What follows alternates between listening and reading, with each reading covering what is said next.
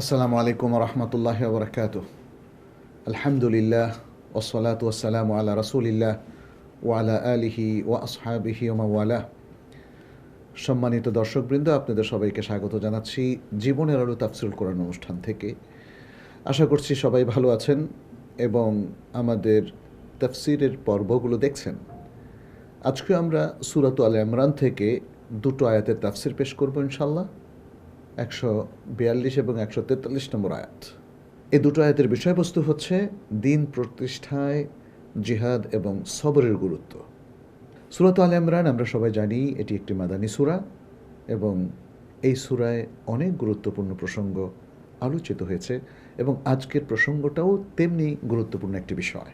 আল্লাহ সুবহানাহু ওয়া তাআলা আমাদের ঈমান এবং আমলের বিনিময়ে আমাদেরকে জান্নাতের মতো মহা পুরস্কার দেবেন। কিন্তু সেই পুরস্কার পাওয়াটা কি আসলেই সহজ? মূলত সেই বিষয়গুলোকে সামনে রেখেই আমাদের এই দুটো আয়াতের বক্তব্য আল্লাহ সুবহানাহু ওয়া তাআলা পেশ করেছেন। আসুন তাহলে শুরু করা যাক। আউযু বিল্লাহি মিনাশ শাইতানির রাজীম। أم حسبتم أن تدخلوا الجنة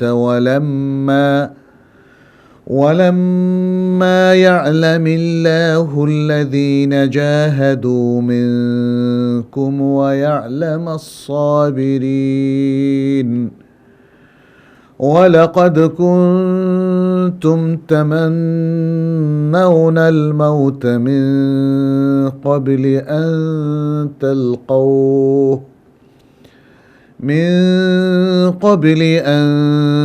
تلقوه فقد رأيتموه وأنتم تنظرون। প্রথমেই আমরা শব্দার্থ উল্লেখ করছি। আল্লাহ সুবহানাহু ওয়া তাআলা বলছেন, আম হাসিবতুম, নাকি তোমরা ধারণা পোষণ করো, আন তাদখুলুল জান্নাতা, জান্নাতে প্রবেশ করার, ওয়ালাম্মা ইয়ালামিল্লাহু, অথচ আল্লাহ এখনও জানেন নাই, আল্লাযীনা জাহাদু মিনকুম, সেই সব লোকদের কথা যারা তোমাদের মধ্য থেকে জিহাদ করেছে, ওয়ায়ালামাস সাবিরিন, এবং তিনি জানেন নাই সেই সব লোকদের কথা যারা সবর করেছে।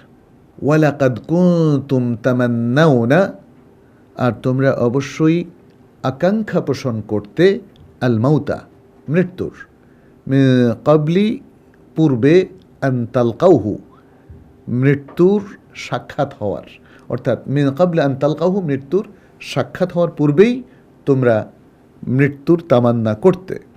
ফাকাদ রাআইতুমুহু, এখন তো তোমরা মৃত্যুকে দেখছ, ওয়া আনতুম তানজুরুন, এমত অবস্থায় যে তোমরা তাকিয়ে আছো, তোমরা মৃত্যুকে এখন উহুদের যুদ্ধের ময়দানে তাকিয়ে তাকিয়ে দেখছ। আমরা এবার সরল অর্থ-অনুবাদ পেশ করছি। আল্লাহ সুবহানাহু ওয়া তাআলা বলছেন, তোমরা কি ধারণা করছো যে তোমরা জান্নাতে প্রবেশ করবে, অথচ তোমাদের মধ্য থেকে যারা জিহাদ করেছে তাদের বিষয়টা আল্লাহ জানেন নাই, এবং জানেন নাই যারা সবরকারী। আর অবশ্যই তোমরা মৃত্যুকে সাক্ষাৎ করার পূর্বে মৃত্যুর আকাঙ্ক্ষা পোষণ করতে, আর এখন তোমরা তাকিয়ে তাকিয়ে মৃত্যুকে দেখছ। প্রিয় দর্শক, এই দুটো আয়াত আগের আয়াতগুলোর ধারাবাহিকতায় বর্ণিত হয়েছে। আল্লাহ সুবহানাহু ওয়া তাআলা আগের আয়াতগুলোতে মোমেনদের পরীক্ষার কথা বলেছেন, মোমেনদের যুদ্ধক্ষেত্রে নানা বিপর্যয়ের কথা বলেছেন এবং বলেছেন এই বিপর্যয় কখনো এই পক্ষে হবে ওই পক্ষে হবে, পরিশেষে আল্লাহ মোমেনদেরকেই বিজয় করবেন, কাফেরদেরকে নিশ্চিহ্ন করবেন। তারই ধারাবাহিকতায় এই আয়াতগুলোতে আল্লাহ সুবহানাহু ওয়া তাআলা এটাও মোমেনদেরকে স্মরণ করিয়ে দিচ্ছেন যে তারা যদি জিহাদ না করে, জিহাদের জন্য নিজেরা প্রস্তুত না হয়, জানমাল আল্লাহর রাস্তায় ব্যয় করার জন্য তাদের যদি মনোবৃত্তি না থাকে, তাহলে কিভাবে তারা জান্নাতের কথা ভাবতে পারে? জান্নাতে যাওয়ার জন্য, জান্নাতের মতো এত বিশাল পুরস্কার লাভের জন্যে জিহাদ ফি সাবিলিল্লাহর জন্যে প্রস্তুত থাকতে হবে এবং সবরও করতে হবে। এই বক্তব্যটাই মূলত আল্লাহ সুবহানাহু ওয়া তাআলা এখানে পেশ করলেন। আমরা বক্তব্যের মূল বিষয়টাও আপনাদের সামনে তুলে ধরেছি। এখন আমরা আপনাদের সামনে সংক্ষেপে তাফসীরটুকু পেশ করব ইনশাআল্লাহ।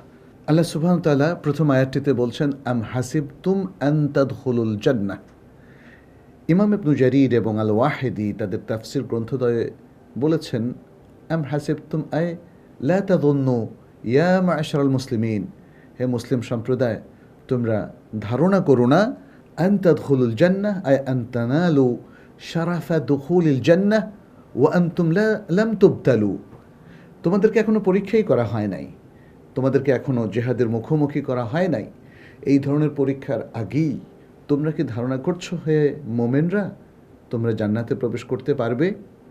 তাহলে আল্লাহ সুবহানাহু ওয়া তাআলা আসলে কি বোঝাতে যাচ্ছেন এই আয়াতটিতে? তিনি বোঝাতে চাচ্ছেন যে জান্নাতে প্রবেশ করার জন্য যদি তোমাদের ইচ্ছা থাকে তাহলে আল্লাহর দ্বীন প্রতিষ্ঠার জন্য তোমাদের জিহাদের প্রস্তুতি তোমাদেরকে নিতে হবে, ত্যাগ তিতিক্ষার প্রস্তুতি নিতে হবে এবং আল্লাহর রাস্তায় নিজেদের জানমাল খরচের প্রস্তুতি নিতে হবে। কারণ জিহাদ মানেই তো হচ্ছে জান এবং মাল খরচ করা।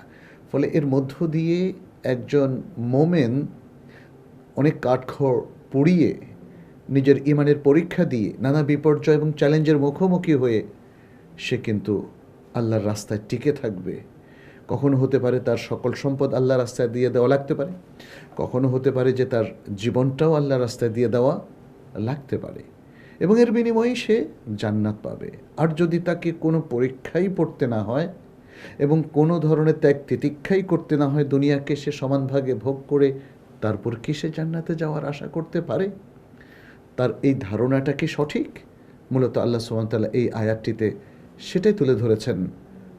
আম হাসিবতুম আন তাদখুলুল জান্নাতা ওয়ালাম্মা ইয়া'লামিল্লাহুল্লাযীনা জাহাদু মিনকুম। আল্লাহ এখনও জানেন নাই, আসলে তো আল্লাহ জানেন, তাই না? এই জায়গাটা আমাদের মনে হয় একটু খেয়াল করতে হবে। মানে অনেকে তর্জমা করেছে যেমন আল্লাহ এখনও জানতে পারেন নাই যে তোমাদের মধ্যে কে জিহাদ করেছে। এই তর্জমাটা কিন্তু এখানে মানানসই নয়, কারণ জানতে পারা না পারা এটা আমাদের বান্দাদের ব্যাপার। কেননা আমরা অনেক সময় পারি না, কিন্তু আল্লাহর ক্ষেত্রে তো তিনি সবই পারেন। ইন্নাল্লাহ আলা কুল্লি শাইইন কাদির, নিশ্চয় আল্লাহ সব কিছুর উপর ক্ষমতাবান। তাহলে তিনি জানতে পারেন এবং তিনি জানেন, তিনিই তো তাকদির লিখে রেখেছেন। অতএব এই মহাজগতের কি ঘটবে আর কি ঘটবে না, কি ঘটেছিল সবটাই আল্লাহ জানেন। কিন্তু এখানে বোঝানো উদ্দেশ্য যে আসলে আল্লাহ তিনি জনসমক্ষে এটা প্রমাণ করতে চান যে কারা জিহাদ করেছে, কারা জিহাদ করেনি, কারা দ্বীনের জন্য ত্যাগ তিতিক্ষা পেশ করেছে আর কারা পেশ করে নাই, কারা দ্বীনের জন্য নিজেকে উজাড় করে দিয়েছে আর কে উজাড় করে দেয়নি। জান্নাত পাওয়ার জন্য দ্বীনের জন্য নিজেকে আসলে উজাড় করে দিতে হবে, সে কথাটি তিনি এখানে উল্লেখ করেছেন। আল্লাযীনা জাহাদু মিনকুম ওয়া ইয়া'লামাস সাবিরিন। এরপর আল্লাহ বলছেন ওয়া ইয়া'লামাস সাবিরিন, এবং তিনি এখনও জানেন নাই যে কে তোমাদের মধ্যে সবরকারী। আসলে তো আল্লাহ জানেন, বাট তিনি এটা পরীক্ষা করতে চান। এখানে পরীক্ষার অর্থে বা জনসমক্ষে প্রকাশ করার অর্থে যে আল্লাহ তো এখনও প্রকাশ করে দেন নাই যে তোমাদের মধ্যে কে সবরকারী, তোমাদের মধ্যে কে জিহাদ করছে আর কে করছে না, কে সবর করছে না। তাহলে যদি মোমেনদের মধ্যে যারা জিহাদে অংশগ্রহণ করছে, আল্লাহর রাস্তায় অকাতরে জানমাল বিলিয়ে দিচ্ছে, এটা যদি প্রমাণিত হয় তাহলে সেই মোমেনরা সফল কাম হবে, সেই মোমেনদের শাহাদাত আল্লাহ কবুল করবেন, সেই মোমেনদের ত্যাগ তিতিক্ষা আল্লাহর কাছে গ্রহণযোগ্য হবে। যারা সবর করছেন সেই সবরকারীদের সাফল্য আল্লাহ সুবহানাহু ওয়া তাআলা নিশ্চিত করবেন। এরপর আল্লাহ সুবহানাহু ওয়া তাআলা বলছেন ওয়ালাকাদ কুনতুম তামান্নাউনাল মাউতা মিন ক্বাবল আন তালকাউ। তোমরা তো ইতিপূর্বে মৃত্যুর সাথে সাক্ষাতের আগেই মৃত্যু কামনা করতে চাই। এটার অর্থটা কি? ইমাম তাবারি, ইমাম ইবনু কাসির এবং আল ওয়াহিদি এই আয়াতের তাফসিরে বলছেন قد كنتم يا معشر المؤمنين قبل مجيء غزوة أحد تتحرقون شوقا لمناجزة الأعداء وكنتم تتمنون الموت। এর অর্থ হচ্ছে হে মুমিন সম্প্রদায়, মানে আল্লাহ বলছেন কথা যে তোমরা ওহুদ যুদ্ধ আসার আগে তোমরা তো শত্রুদের মুখোমুখি হওয়ার জন্য খুবই আগ্রহী ছিলে এবং তোমরা চাচ্ছিলে যে তাদের মুখোমুখি হয়ে তোমরা মৃত্যুমুখে পতিত হও, শাহাদাত বরণ করো, যেমনটি তোমরা করেছিলে যখন তোমরা গজওয়াতে বদরের মধ্যে শত্রুর মুখোমুখি হয়েছিলে। তাহলে এখানে আল্লাহ সুবহানাহু ওয়া তাআলা মূলত এই কথাটাই তুলে ধরলেন এই আয়াতে, ওয়ালাকাদ কুনতুম তামান্নাউনাল মাউতা মিন ক্বাবলি আন তালকাউহু ফাকাদ রাআইতুমুহু ওয়া আনতুম তানজুরুন। তাহলে এখানে আমাদের একটু মিলিয়ে দেখতে হবে। বদর যুদ্ধে আমরা জানি যে সাহাবায়ে কেরাম প্রবল পরাক্রমে যুদ্ধ করে সেই কুরাইশ বাহিনীকে, মুশরিক বাহিনীকে পরাভূত করেছিলেন। উহুদ যুদ্ধের সময় আমরা কি দেখি? আমরা দেখি যে তখন যারা বদর যুদ্ধে অংশগ্রহণ করতে পারেনি তারা প্রত্যেকে নবী সাল্লাল্লাহু আলাইহি ওয়াসাল্লামকে পরামর্শ দিচ্ছিলেন, আমরা প্রত্যেকেই উহুদের প্রান্তরে চলে যাব, শহর থেকে বের হয়ে তাদের মোকাবেলা করে আমরা শহীদ হয়ে যাব। তার মানে মৃত্যুর একটা আকাঙ্ক্ষা সবার মধ্যে ছিল এবং এই আকাঙ্ক্ষা ছিল জিহাদে অংশগ্রহণের মাধ্যমে। সরাসরি মৃত্যুকে দেখার আগে মৃত্যুর একটা আকাঙ্ক্ষা তাদের মধ্যে তৈরি হয়েছিল। কিন্তু পরবর্তীতে কি দেখা গেল? পরবর্তীতে দুটো জিনিস এখানে উল্লেখ করার মতো। একটা হলো একদল মুনাফিক, তারা কিন্তু পথিমধ্যে নবী সাল্লাল্লাহু আলাইহি সাল্লামকে ছেড়ে আবার মদিনা শহরে প্রবেশ করলো।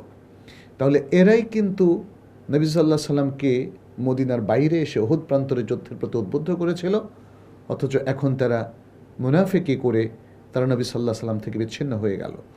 দ্বিতীয় আরেক দল আমরা দেখতে পাচ্ছি, তারা সিনসিয়ার মোমেন, তারা সত্যিকার অর্থে নবী সাল্লাল্লাহু আলাইহি সাল্লামের অনুসারী ছিলেন, কিন্তু নবী সাল্লাল্লাহু আলাইহি ওয়াসাল্লামের নির্দেশ তারা পুরোপুরি যুদ্ধক্ষেত্রে মানতে ভুল করেছিলেন। যেমন তীরন্দাজ বাহিনীদের ক্ষেত্রে এটা ঘটেছিল, তারা নবী সাল্লাল্লাহু আলাইহি সাল্লামের নির্দেশ কিছুটা ভুলে যাওয়ার কারণে উহুদ যুদ্ধের বিপর্যয় হয়েছিল। এখানে আল্লাহ সুবহানাহু ওয়া তাআলা আসলে মূলত সকল যোদ্ধাকে, সকল মুমিনকে সেই যুগে এবং এখনকার যুগে স্মরণ করিয়ে দিচ্ছেন। যখন আলোচনা হয় তখন আমরা জিহাদের পক্ষে মত ব্যক্ত করি, তখন মৃত্যুকে আমরা পরোয়া করি না বলে ঘোষণা করি, আর যখন যুদ্ধের মোক্ষম মুহূর্তে এসে যায়, মুসলিমদের জীবনে কঠিন অবস্থা এসে যায়, তখন অনেকেই সেখান থেকে নিজেকে গুটিয়ে নেয়। আর যারা মুনাফিক তারা তো মুসলিমদেরকে ফেলে একদম ডিটাচড হয়ে যায়, আলাদা হয়ে যায়। মূলত এই বাস্তবতাগুলোই আল্লাহ সুবহানাহু ওয়া তাআলা এই দুটো আয়াতে তুলে ধরলেন প্রিয় দর্শক ভাই বোনেরা। তাহলে আমাদের জন্য এখানে অনেক কিছু চিন্তার অবকাশ কিন্তু রয়ে গেছে। আমরা কীরকম মুসলিম হতে চাই?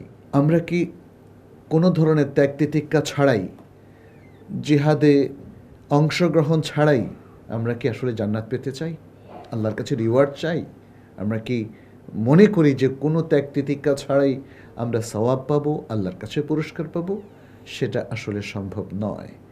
বরং আমাদেরকে এই পরীক্ষা উত্তীর্ণ হতে হবে, নিজেদের জান বাজি রেখে সবর করে ত্যাগ তিতিক্ষার মাধ্যমে আমাদের জান্নাতের মতো মহাপুরস্কার অর্জন করতে হবে।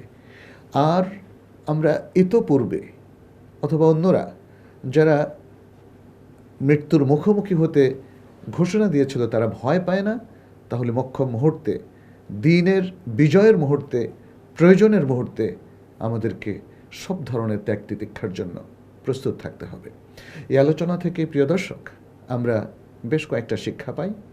প্রথম যে শিক্ষাটা পাই সেটি হচ্ছে জিহাদ ফি সাবিলিল্লাহর গুরুত্ব। আল্লাহর পথে জিহাদ এটা সর্বোচ্চ ত্যাগ। আরেকটা শিক্ষা যেটা পাই সেটি হলো সবর। সবর ছাড়া আসলে কোনো জাতির মুক্তি কখনো মিলবে না। তৃতীয় যে শিক্ষা সেটি হচ্ছে যখন মোমেনদের ইমানের পরীক্ষায় উত্তীর্ণ হয়ে মৃত্যুর মুখোমুখি দাঁড়াতে হয় তখন তারা যেন অবিচল থাকে, ইমানের উপর অবিচল থাকে, সর্বাত্মক ত্যাগের জন্য নিজেদেরকে প্রস্তুত করে। প্রিয় দর্শক, আসুন আমরাও নিজেদেরকে এভাবে সর্বাত্মক ত্যাগের জন্য প্রস্তুত করি। আমাদের এই জীবনটা, ক্ষুদ্র জীবনটা আসলেই মূল্যহীন হয়ে যাবে যদি ইমানের দাবি আমরা পূরণ করতে না পারি, যদি ইমান এবং ইসলাম প্রতিষ্ঠার জন্য আমরা আত্মত্যাগ করতে না পারি। আল্লাহ আমাদেরকে সেই স্পৃহা দান করুন, সেই দৃঢ় মনোবল দান করুন এবং আল্লাহ আমাদের প্রত্যেকের কাছ থেকে সর্বোচ্চ ত্যাগ গ্রহণ করুন, আর আমরা যেন ত্যাগের জন্য প্রস্তুত থাকি। আজ এ পর্যন্তই। হাদা সাল্লাল্লাহু ওয়াসাল্লাম আলা নবিয়িনা মুহাম্মদ ওয়া আলা আলিহি ওয়া আসহাবিহি আজমাইন। ওয়াসসালামু আলাইকুম ওয়া রাহমাতুল্লাহি ওয়া বারাকাতুহু। ذلك الكتاب لا ريب فيه هدى للمتقين